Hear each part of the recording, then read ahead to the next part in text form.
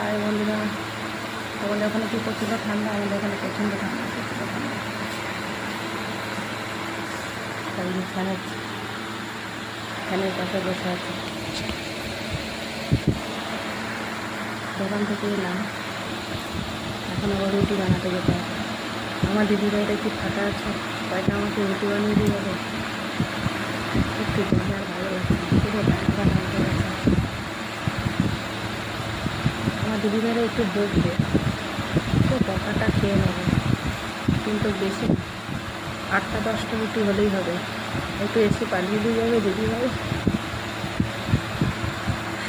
এখন আর রুটি বানাতে ইচ্ছে করছে না যেতে। তোমাদের সঙ্গে বলে আর লাভ নেই, তোমরা কেউ আসবে না সাহায্য করে দিতে, আমি নিজেই যাই। Tata, bye bye.